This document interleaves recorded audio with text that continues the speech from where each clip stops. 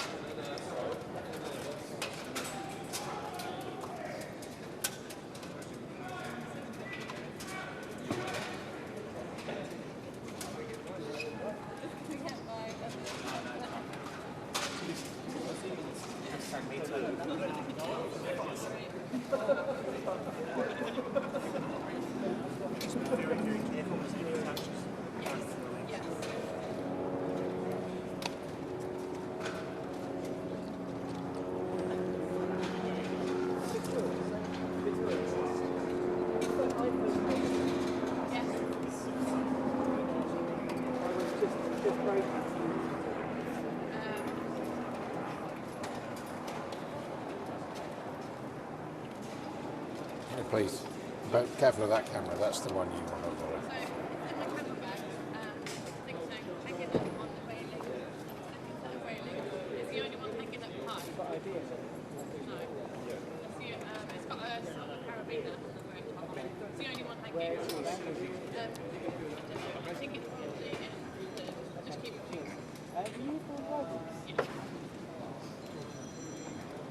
Probably want to bring those in, I think.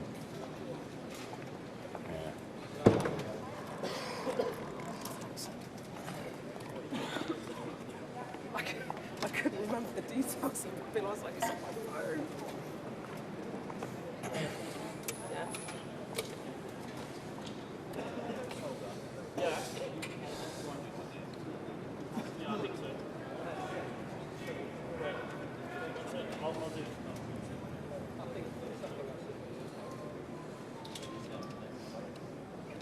Just in terms of the way that elections come forward, just one option, just under the Fixed Term Parliament Act, it's simply possible to create a separate branch and then have to go through all the parliamentary process. How realistic is that?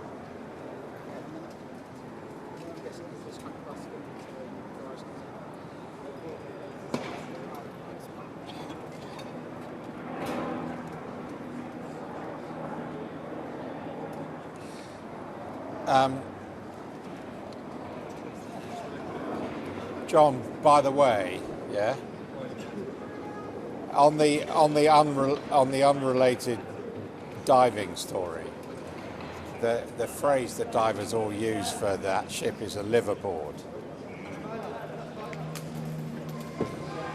If people are sleepy on it, it's a liverboard.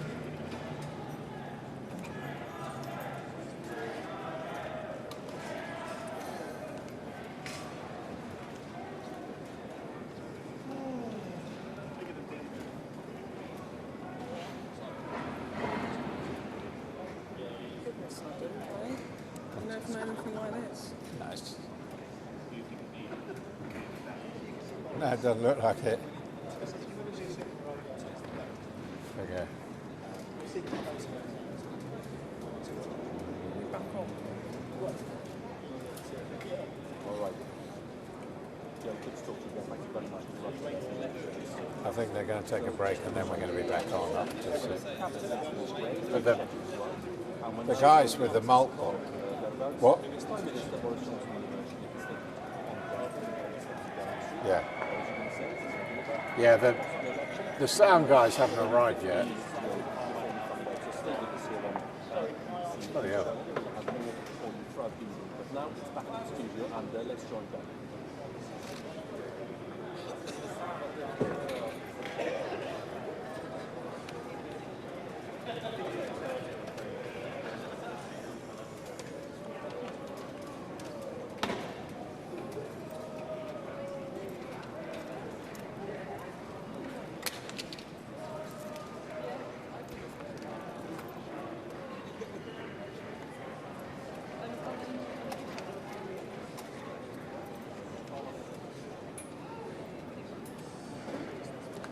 Who was that guy who came out and talked to? That wasn't Nick, eh?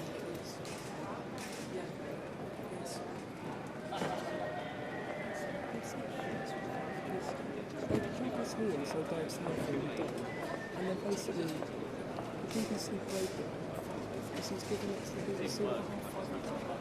I mean, it's just small things that are fucking irritating. Yeah.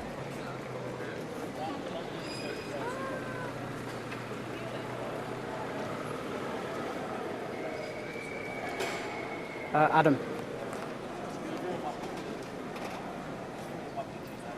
So who's the more thick-set one?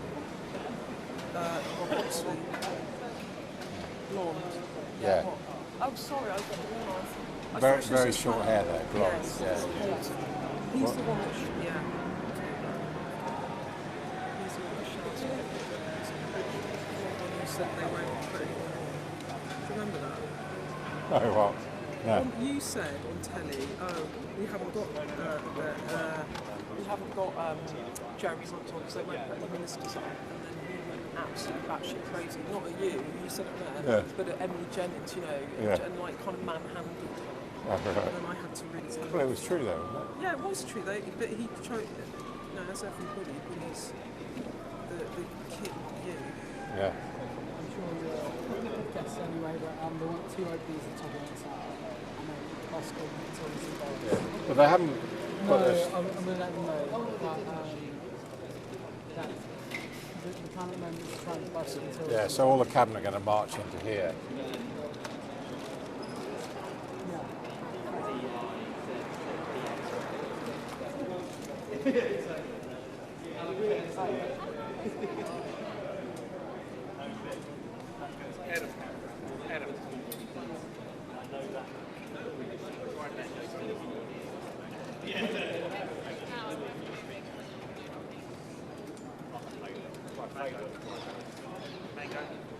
What's that? Dried mango. Oh, very good. I've got dried strawberry as well. Right.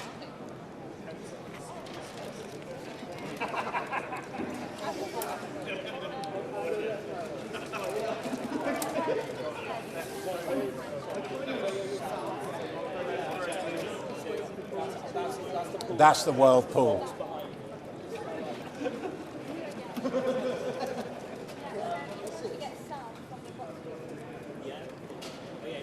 Bring out the laptop and then plug into the box. Oh, okay, if you want to do that, they want to do a test.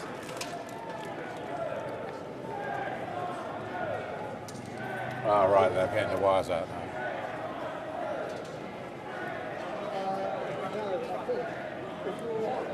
What? Yeah, exactly.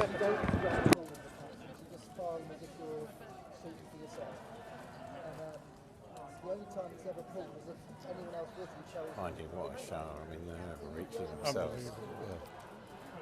Not themselves, himself. Yeah. It's Dominic. Yeah. Usually you'd have to pull it before it doesn't AFK, but you need to check the police. If they're there with you, then you don't.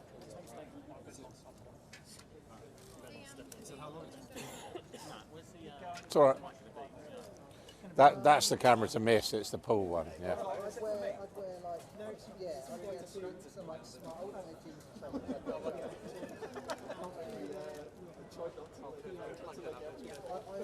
How far is it from now? How far? Yeah, we know. I've just told them. Like smart. I always take the time.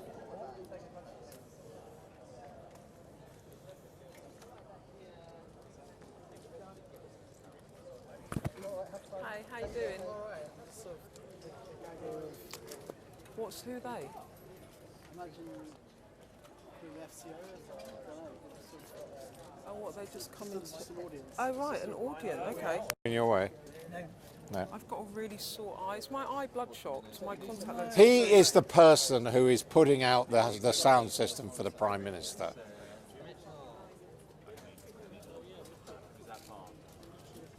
Right, Adam, I'm going to go and sit down there if that's all right. No, stay there. We're about to talk to you. Okay.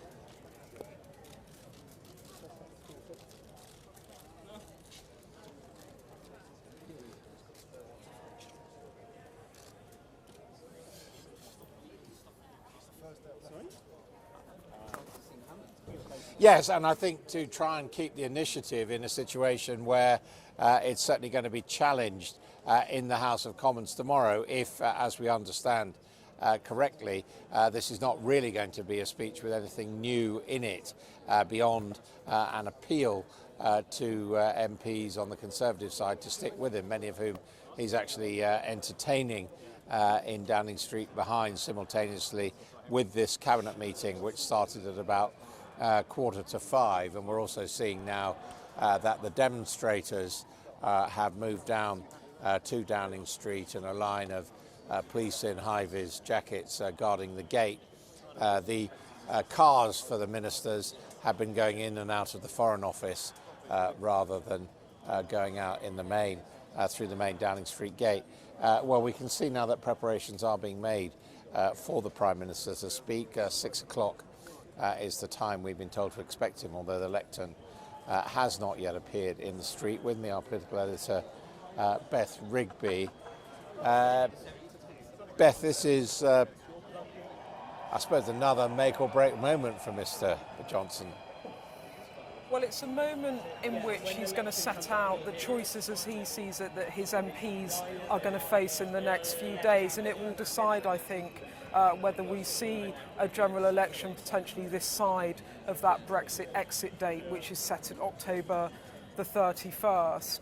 It's make or break for him because he has, in the election campaign to be party leader, set himself a number of his own red lines, and that's his do or die Brexit on October the 31st. And this is a Prime Minister now who sees that Parliament might well block that. We've just had the details of the bill, MPs trying to take control of the order paper tomorrow. And if they're successful, come Thursday, that legislation to delay Brexit for 3 months, if he doesn't get a deal by October the 19th in the European Council, or indeed agree a deal by then in Parliament, that means that that legislation is going to the House of Lords. At that point, does he decide to go for broke and call a general election? I mean, it was being said that the decision to prorogue Parliament and have a new session meant that there wouldn't be time to get this legislation through. Does that still stand? Well, look, I mean, there was a decision to prorogue. The government, as you know, dressed that up as, well, we need to have a Queen's speech, but also it meant that rebel MPs who wanted to actually pause recess, so there wasn't a recess for conference, weren't allowed to do that, but they too are organised and mobilised, and maybe it doesn't feel like they have been because Boris Johnson's been playing on a football pitch with the opponents, you think, in the dressing room all summer because it's been recess and MPs have been away, but they've come back and they're very organised. So in terms of what they're doing, as one of them said to me the other night when the prorogation announcement was made, he said, have we got the time still? Yes. Have we got the numbers? Yes. Have we got the plan? Yes. And they've put that plan out, and that plan is to have a motion tomorrow to take control of the order paper. from Wednesday, the 4th of Just seen the September at 3 lectern being p.m. put up for the Prime Minister. On Wednesday, and then they put a private member's bill through the House on Wednesday, and then it goes to the Lords on Thursday. And they do think they've got the time, and they still think that despite the threats of deselection and people's careers being ended, they still think they've got the numbers, because this is not about party lines anymore, is it? This is about politics dividing along lines of, are you Remain or stroke anti-no deal, or are you Brexit at any cost? And Boris Johnson is firmly in that camp, and he's demanding that his MPs join him there, but they just don't want to. So it's going to be extremely fraught. And it is basically a raw struggle for power. Yeah, it really is a struggle for power between the executive and the legislature. And many MPs would argue that Boris Johnson doesn't have a mandate to push through a no-deal Brexit, that he was elected by 0.13% of the population, 92,000 Conservative members, and that in the Tory manifesto, yes, it did say that a bad deal, no deal's better than a bad deal, but in terms of what the sort of more explicit or considered policy of the government, it was to come out with a deal in an orderly way. And so this really is a battle for Brexit as Boris Johnson sees it. But for many MPs now, this is about what they think's in the national interest, and they simply cannot stomach the no-deal Brexit option still on the table. As I said, Boris Johnson's going to make it very clear when he talks to us in a few minutes that he needs it as a negotiating chip. And if it's taken away, he's going to lose the cards, he's going to lose that game with the EU, and then he'll need to call a general election. Now, in the last few minutes, we have got the details of what the opposition, with the backing of rebel Conservatives, are proposing. What are they proposing there?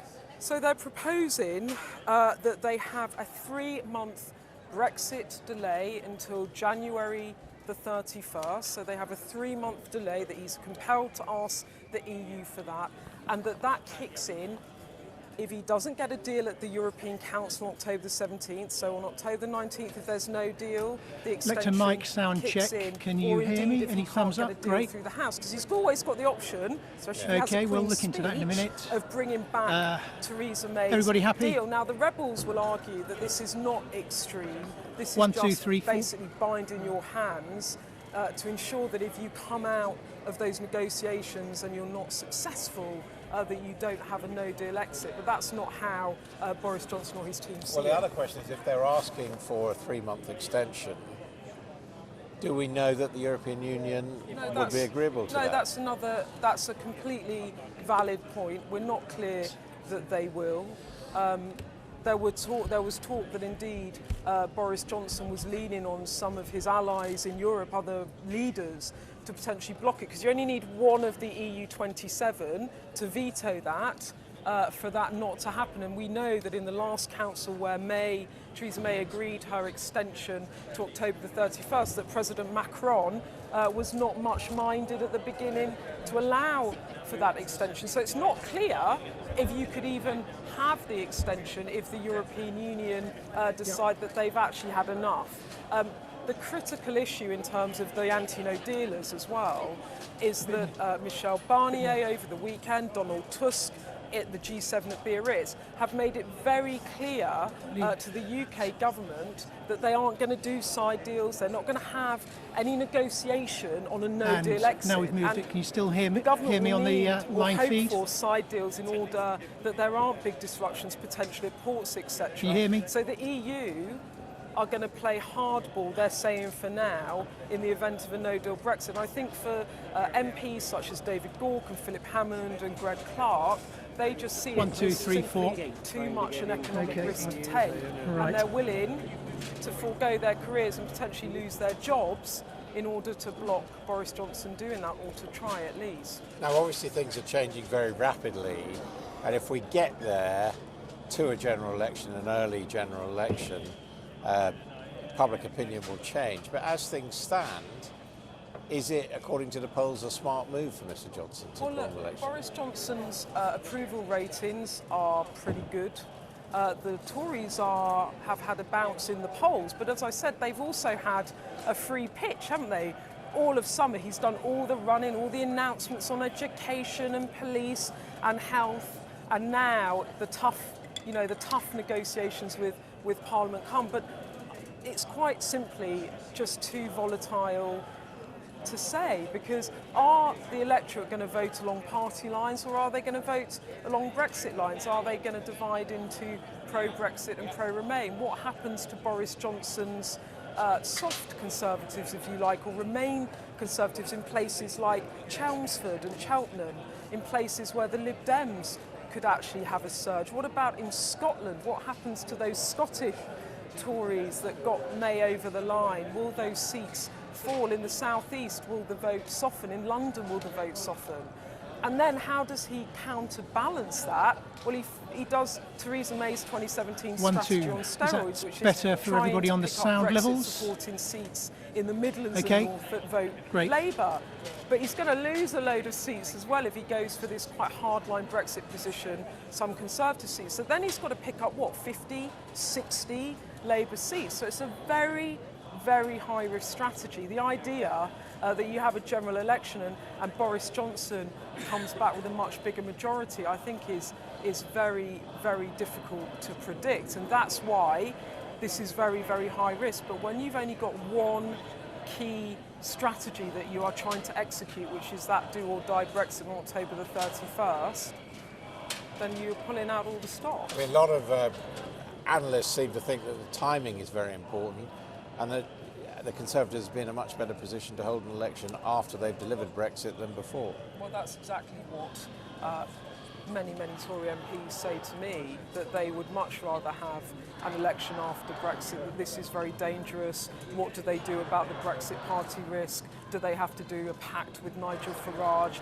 How does that impact on, as I said, the more centrist Conservative vote? Will that turn them off? So of course it would be better to have an election after Brexit, probably for all sides. It's just, I should say, just after 6 o'clock, and here on Sky News we are expecting a statement from the Prime Minister following an emergency meeting of Cabinet called at short notice today. We understand the Prime Minister is going to try and shore up his arguments against potential Conservative rebels who are preparing to move against him in the House of Commons tomorrow. As you can see, the lectern is in place for that Prime Ministerial statement. There are also some speakers here that I'm not quite sure how they're going to wire them up. But that is the situation here at 6 o'clock. We are waiting for a surprise statement from Mr. Johnson. It has to be said, Beth, we've had one or two surprise Prime Ministerial statements in recent times, but none of them really have managed to move the dial. It's true, but it's interesting as well, isn't it, that when Theresa May did her will of the people and Parliament frustrating the will of the people, she was absolutely pilloried. People were furious that she had made that statement, and that was just even a few weeks ago, really, certainly only a few months ago. And now it seems that Boris Johnson is about to come out and make a similar sort of statement where he will appeal to the public over the heads of Parliament. He will try and frame those that are trying to block no deal as those people trying to frustrate Brexit. But as we know, it's a much more complex alliance of those people opposed to a no-deal Brexit. Many of them are happy for Brexit. They just don't want a no-deal exit. That's people like Philip Hammond and David Gauke, but indeed many of them do want to reverse Brexit entirely. You can hear a lot of noise coming from Whitehall. I don't think the traffic is getting very far, and actually I can see European Union flags by pro-Remain groups. I can also see a large flag for the Brexit party. So we've got the two groups chanting at each other. Another Vote Leave banner there. Yeah, and the other thing about the election is there was some actual polling done today which suggests there could be a hung parliament anyway. So the idea that you have a general election to unlock the logjam might not happen anyhow. I mean, it is a very, very complicated and high stakes picture, this, Adam. Well, we're told it's a matter of minutes, 3 or 4 minutes, until we hear from the Prime Minister, and of course we will have that statement live and immediate reaction. The world's press arriving here post-haste, really. No one, I think, was expecting to be here tonight. In fact, had been said earlier today that there was going to be a political meeting of the Cabinet tomorrow morning at 9 o'clock, but Mr Johnson obviously deciding to move things forward. Well, yeah, it's very fluid as well, though. I mean, you know, the game is not the game, but the tactics are changing all the time. So, you know, it was prorogation. Will that frustrate attempts to block no deal?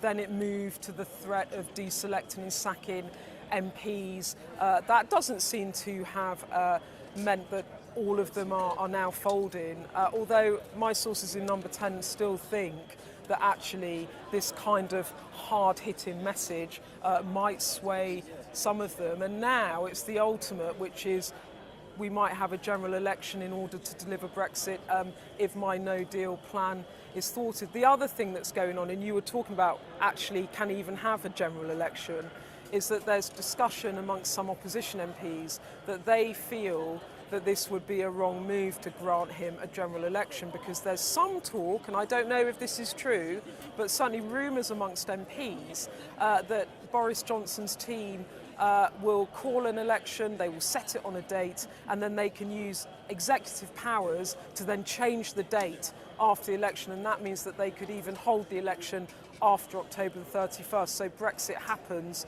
in the middle of a general election, which would be for many MPs completely intolerable.